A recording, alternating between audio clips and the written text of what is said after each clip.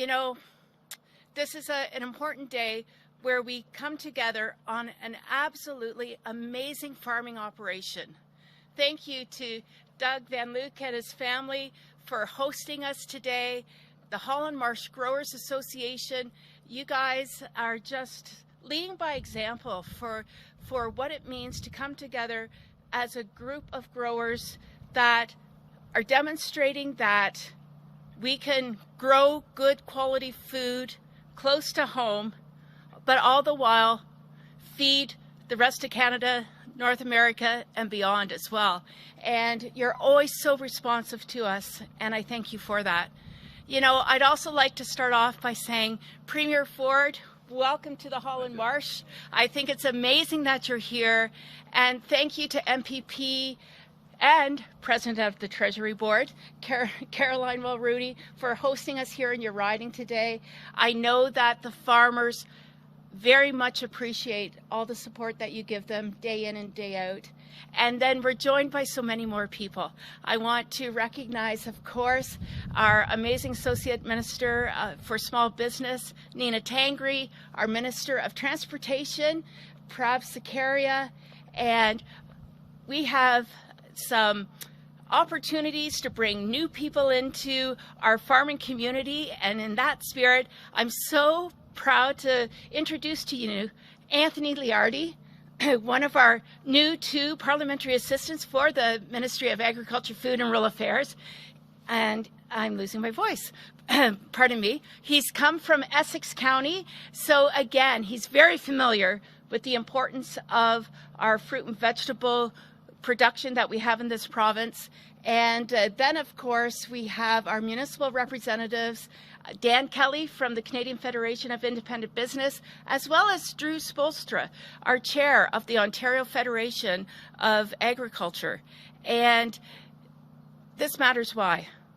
It matters because we're here today to say, please, Prime Minister Trudeau, for once and for all, listen to the people from the grassroots up when we say you need to hit the pause button on this carbon tax that we saw jump 23% yesterday, because it's doing nothing but raising the cost of everything, and that includes the production of food.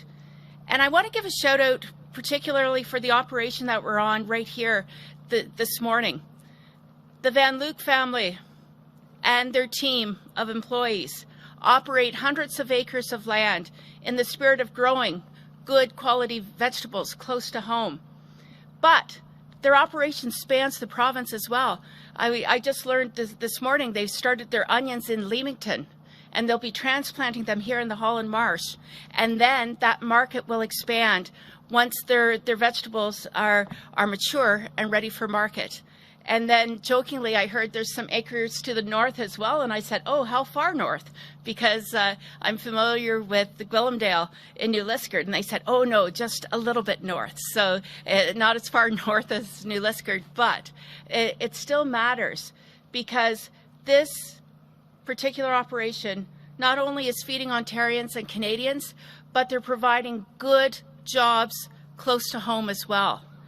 And what happens when the cost of production keeps going through the roof? Well, things have to tighten up, and we as Ontario farmers don't want to do that. But my message here for you today is short. I'm fed up with the Prime Minister calling out our Premier Ford, and the rest of us liars. I'm incensed. Over the weekend, I could not believe that the Prime Minister and media, for that matter, were absolutely questioning our position when we say that carbon tax needs to be paused.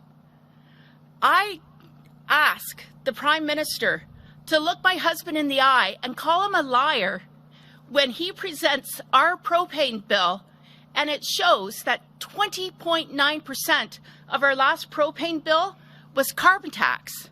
I dare the Prime Minister of Canada to look the owner of a grain elevator and an exporter of soybeans around the world a liar when he said the month of November alone when you take into consideration the drying of the grains and the oil seeds, as well as the fuel for his fleet of trucks, getting the product down to the Port of Hamilton so the soybeans can travel around the world, I want the Prime Minister to look that owner in the eye and tell him he's lying. I want the Prime Minister to look at a hog farmer who has barns in Huron County and Bruce County, a liar, when he literally sends through his energy bills to heat his barn and the carbon tax is through the roof.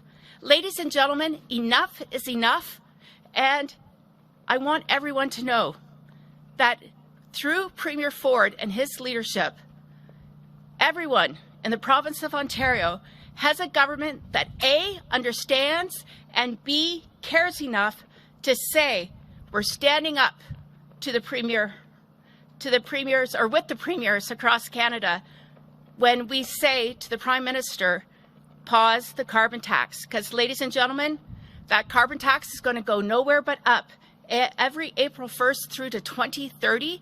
And what does that translate into?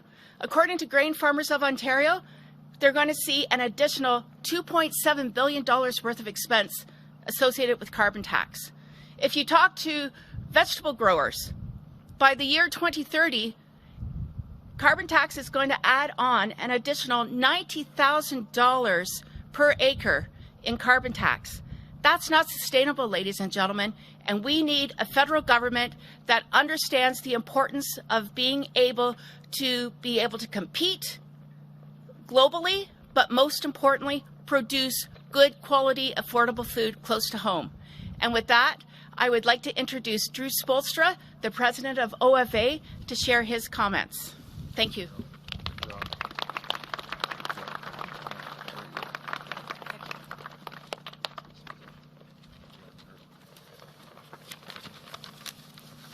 Good morning. Thanks, Premier and Ministers, for the opportunity to be here. My name is Drew Spoelstra, and I'm a grain, beef, and dairy farmer from just outside of Hamilton in Binbrook, Ontario, where I farm with my parents, my wife, and our 3 little girls. I'm also the president of the Ontario Federation of Agriculture, and like all Ontarians, farmers are worried about costs going up. When our costs go up on the farm and throughout the supply chain, it has a serious impact on everyone. We're doing what we can on farms, but sometimes government actions make it harder. The federal carbon tax is a good example of that. We support a clean environment, but farmers just don't have any alternatives. We have to use fuel and energy to grow the food that we all eat 3 times a day. And that's why we support Premier Ford and the provincial government's request to stop the increase on the carbon tax. We just can't afford it at this time. On my own farm this past fall, I dried about 2,500 tons of grain, and it cost me $4,500 in carbon tax. A greenhouse in my hometown of Hamilton relies on heat provided by burning biomass, but natural gas is still needed to ensure a reliable and stable heating supply throughout the rest of the year. The financial burden is significant. Of $13,614 of a natural gas bill, the carbon tax was $3,837. As the federal carbon tax has steadily increased another 23% this week, Ontario farmers' ability to produce food for a growing population, pursue export opportunities, and meet the goals of the ministry's Grow Ontario strategy is consistently more challenging. Carbon tax stresses margins for everyone up and down the food chain. Carbon tax makes Ontario and Canadian farmers less competitive against imports. Ontario asparagus competes against Mexican and Peruvian product that already has a lower input costs even before the implementation of the tax. Neither the agriculture and food industry nor families can afford this increase. Agriculture has the potential to deliver climate solutions. Eliminating carbon tax on farms and food production and processing are critical to ensure farmers can invest in a sustainable future for their operations. Farmers depend on fuels like natural gas and propane for critical activities such as heating and cooling livestock barns and greenhouses and drying grain crops to keep them from spoiling. Eliminating the carbon tax will provide relief to farmers, reduce operating costs in this high time of inflation, rising input and energy costs, and will ensure farmers have access to dollars needed to make investments in sustainable technologies such as precision agriculture, alternative heating, cooling, and drying options. OFA stands with OMAFRA and the Ontario government, as well as the provincial and national farm organizations and food processors across Canada, against the carbon tax. We support the request to pause the 23% carbon tax hike as a first step towards eliminating this tax in its entirety. We appreciate the support against these rising costs from you, Premier, and ministers. Thanks very much for your support.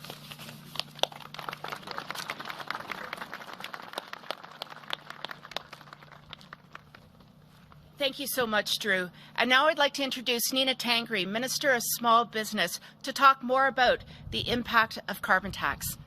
Minister.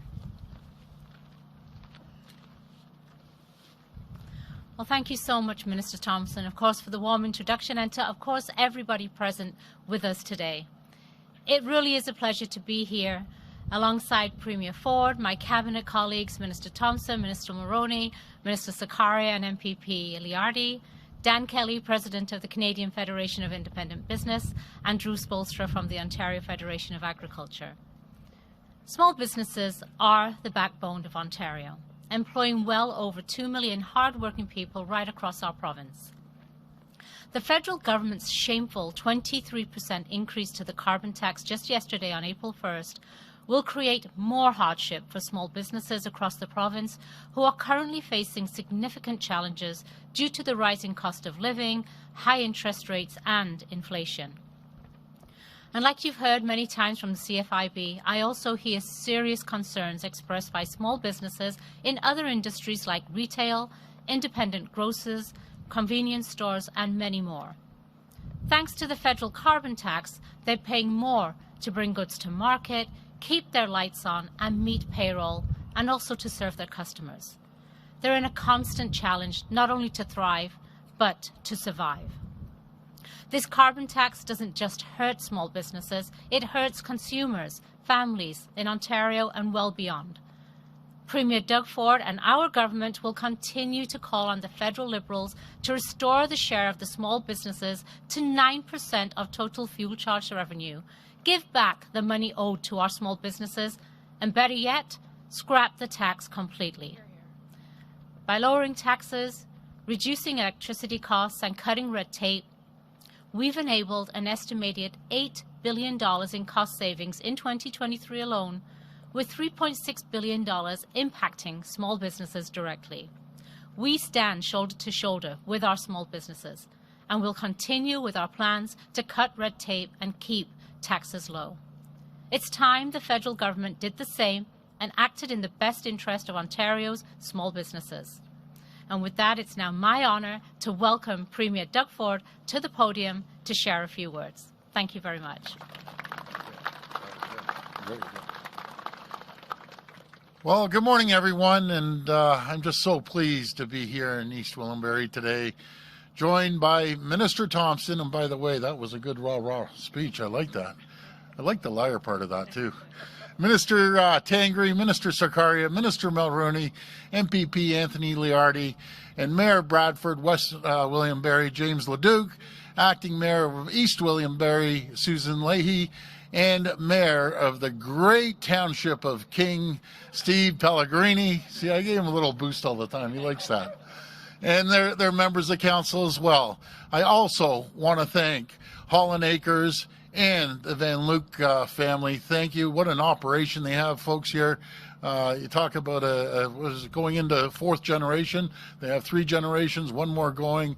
So congratulations on that. And thank you for hosting us on your beautiful property here. And a massive thank you to many groups that have joined us today. And they said many groups, and I said, I want every single person listed because they've traveled far and wide to come here to show their support. So here we go. The Ontario Federation of Agriculture, the Canadian Federation of Independent Business, the Beef Farmers of Ontario, Canada Protein Ingredients Limited, Chicken Farmers of Ontario, Christian Farmers Federation of Ontario, Dairy Farmers of Ontario, Egg Farmers of Ontario, Food and Beverage Ontario, Grain Grain Farmers of Ontario, Meat and Poultry Ontario, and the Aquaculture Association, Ontario Agribusiness Association, Ontario Fruit and Vegetable Growers Association, Ontario Goat, Ontario Greenhouse Vegetable Growers, Ontario Produce Marketing Association, Ontario Pork, Sheep Farmers of Ontario, Turkey Farmers of Ontario, Tender Fruit Growers, Holland Marsh Growers, Ontario Bean Growers, Mushrooms Canada, the Canadian Canola Growers Association, the Ontario Trucking Association, the Ontario Forestry Industry, Ontario's Road Builders, and the Residential Construction Council. These groups, and I apologize if I've missed anyone, but these groups, their members, farmers and small business owners, they know the true meaning of hard work. They're up early and they don't stop working all day and all night. I'm so thrilled to stand with you. I just wish I could say I was happy about what we're here to talk about today. Yesterday, on April the 1st, against the urging of premiers of every political stripe right across our country, the federal government raised the carbon tax yet again, this time by a whopping 23%. Today, the carbon tax now costs 17.6 cents per liter of gas. And just think of that, the people filling up. Every single time you see that clicker go, that 17.6 cents, that should be in your pocket, not the government's pocket. This isn't the first time they've raised their carbon tax, but it couldn't come at a worse time.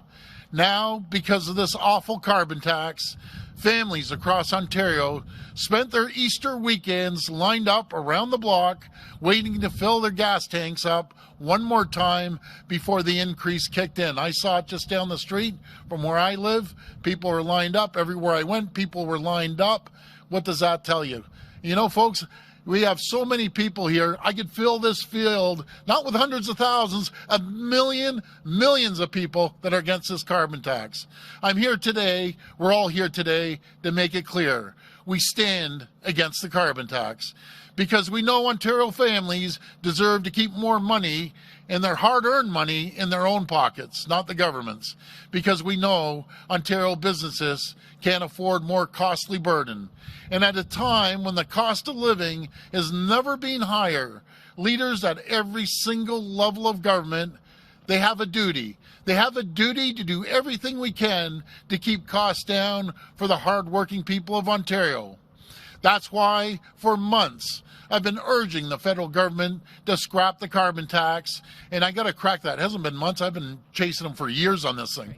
And pause yesterday's increase. Not everyone can say they've done the same. For weeks, as the carbon tax hike loomed, Bonnie Crombie has refused to stand against it. Instead, she's dodged questions and desperately tried to change the subject, all while refusing to stand up for taxpayers. In fact, just last week, when given the opportunity to vote against the carbon tax, every single one of Bonnie Crombie's Liberal MPPs sat on their hands and did absolutely nothing. We shouldn't be surprised. Bonnie Crombie is the queen of carbon tax. As a Liberal MP, she was one of the first people in Canada to support the carbon tax. She led the carbon tax charge when she was in Ottawa. As mayor, she raised property taxes every year she was in office, including last year. She gave the largest tax increase in Mississauga's history. And as a Liberal leader, she refuses to stand up against the carbon tax. Ontario families, farmers, and small business owners, they deserve better. They deserve leaders who will stand up for them. They deserve a government that will fight to put more money back into their pockets. That's exactly what our government is doing. Last week, we extended our gas tax cut another 6 months, keeping 10.7 cents of every single liter back into your pockets instead of the government's. That's on top of eliminating road tolls and scrapping the license plate sticker fee. We're saving drivers hundreds of dollars every year, money that's going back into people's pockets where it belongs. And you can bet, as Bonnie Crombie, the queen of the carbon tax, remains silent, our government will never stop fighting the federal government on the terrible carbon tax. I want to thank everyone for coming today, and may God bless the people of Ontario. Thank you.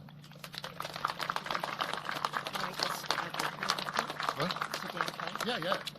Thank you so much, Premier Ford. Your message is so important for Ontarians to hear. But to drive this all home, ladies and gentlemen, I have one question to ask of all of you, because you're farmers yourself, and there are people representing rural communities as well. When you hear the media report and hear the Prime Minister say farmers are exempt from the carbon tax, what's your answer?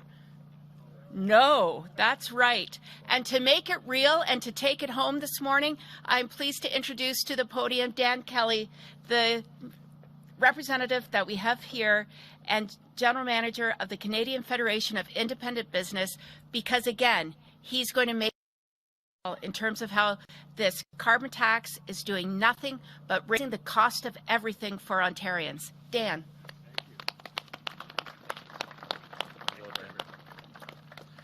Thanks, Minister. Thank you, Premier.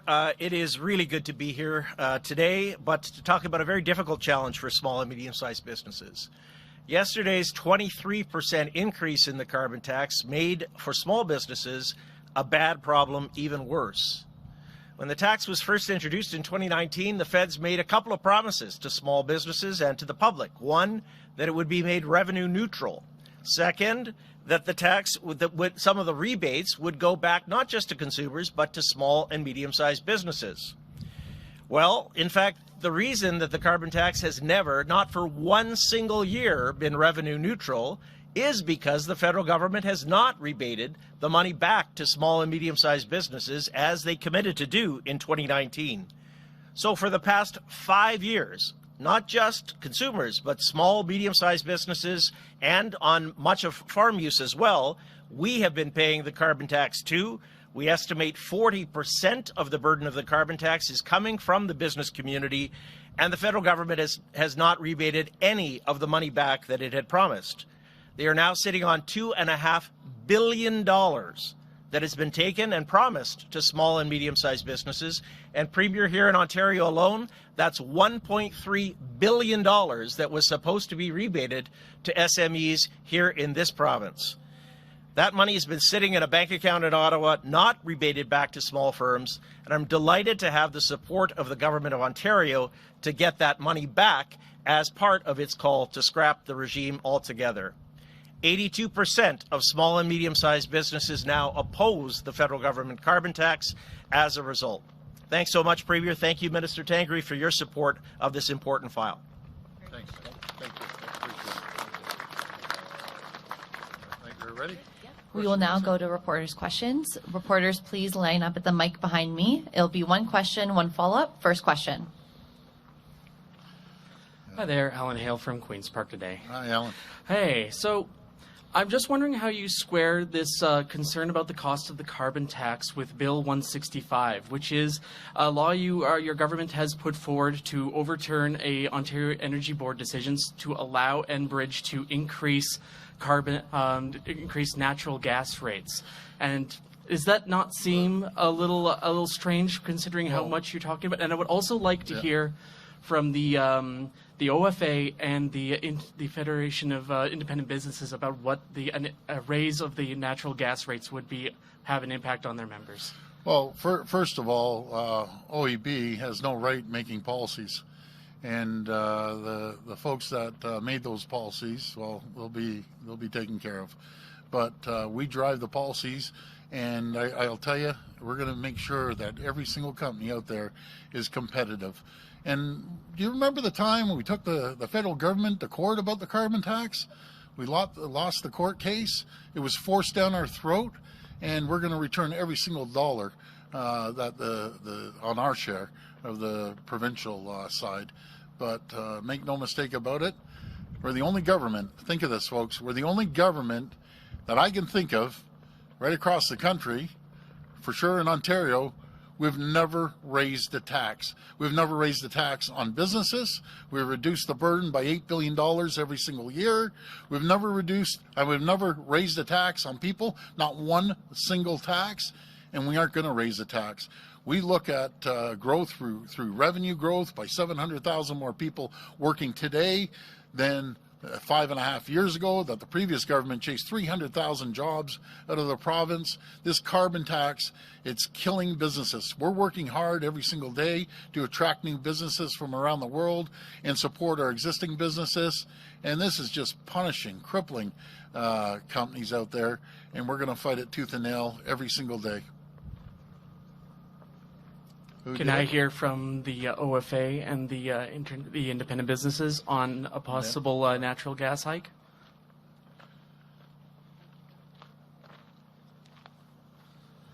Well, natural gas is certainly part of the solution going forward for Ontario farmers. It's a critical piece of infrastructure that OFA has long lobbied for natural gas infrastructure in this province, and we appreciate the support of the government looking at options to pursue natural gas expansion. And it's part of the solution for farmers in terms of clean fuel. It's the cleanest option that we have to dry our grain, to heat our barns, and it's part of that solution going forward. So we're encouraged to see some steps going forward on what natural gas expansion looks like, and hope there's more to come.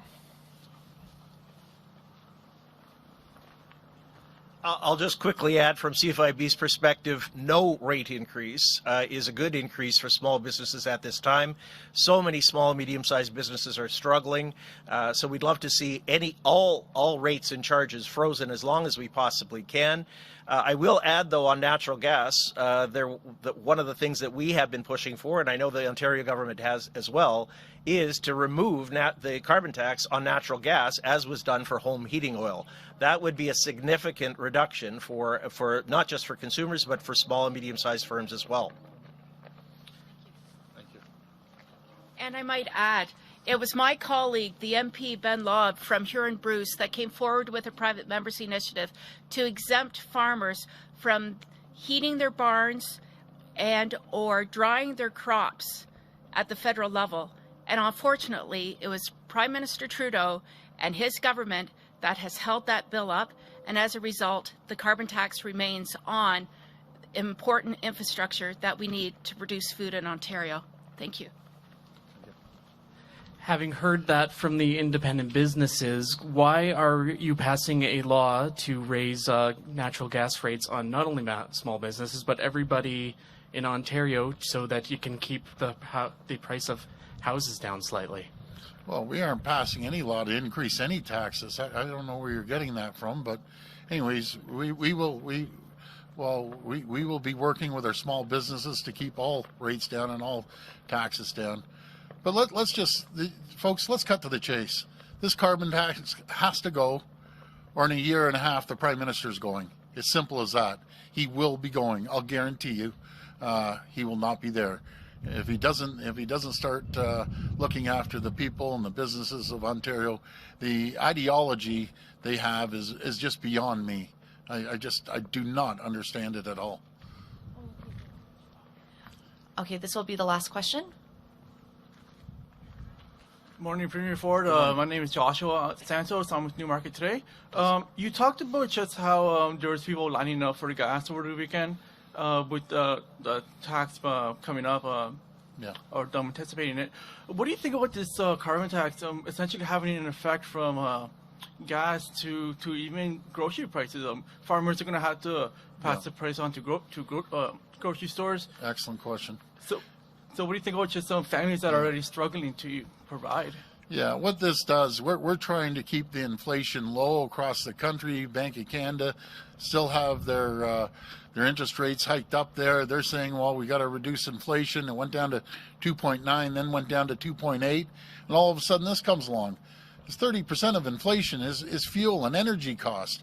It's going to affect every single product that gets put on a truck, and that's 99.9% of the products that travel across this province and this country. It's going to increase the packaging of the products. It's going to increase everything across the board. You know, every poll I've seen, no matter if it's a federal poll, provincial, municipal, number one issue, bar none, is affordability. Is affordable homes, affordable gas, and affordable groceries. And the gas is tied in to absolutely everything. And I called out the Bank of Canada. We have to start lowering these interest rates. you're going to end up killing people over the next year or 2 years when they renew their mortgages, and you're just gouging these people for no reason at all. We need to lower the interest rates, and we need to make sure that we get rid of this carbon tax. You know, we see our economy still strong considering the rest of the world. We've seen investments in EV of $28 billion. I figure another $30 billion of investments coming to our province because it's a safe haven of capitalism and making sure we support businesses that support the workers. I always say when companies do good, so do the teams that work within those companies do good. Everyone prospers and thrives and grow. So that's what we're going to do, continue focusing on bringing companies in, good paying jobs with bigger paychecks for the common hardworking people out there, and we will never stop working for the people. I'm very grateful for everyone for coming today. Let's keep the fight up, and we'll never, ever give up. Thank you, and God bless. Thank you.